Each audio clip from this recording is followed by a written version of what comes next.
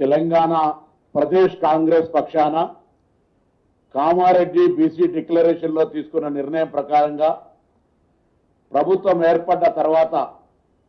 ఫిబ్రవరి 4, 2024 నాడు కులగణన చేయాలని శాసనసభలో తీర్మానం చేసుకొని తీర్మానం నుంచి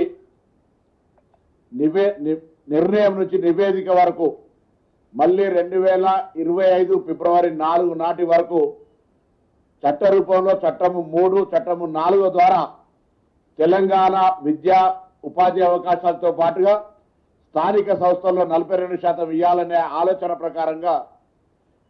రాహుల్ గాంధీ గారి ఆలోచన మేరకు గౌరవ ముఖ్యమంత్రి గారు కేబినెట్ అంతా కూడా కలిసి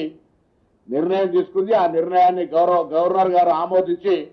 గౌరవ రాష్ట్రపతి గారికి పంపినటువంటి అంశం మీ అందరికీ తెలుసు. ఇటీవల కోర్టు ఇచ్చిన తీర్పులో భాగంగా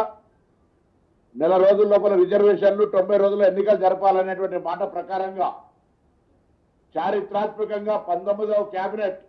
ప్రజాపాలన ప్రభుత్వంలో 19వ కేబినెట్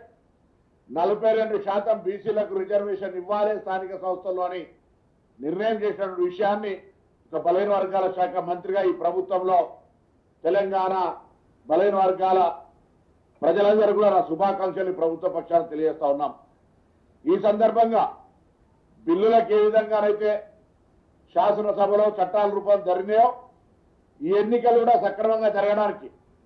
రాజకీయాలకు అతీతంగా మాటలకే పరిమితం కాకుండా రాజకీయ పార్టీలన్నీ కూడా బీసీలకు 42% పట్ల చిత్తశుద్ధితో వ్యవహారం చేయాలని సందర్భంగా కోరుతా ఉన్నాం.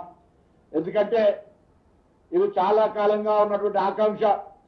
రాహుల్ గాంధీ గారు భారత్ జోడో యాత్ర సందర్భంగా ఉన్నటువంటి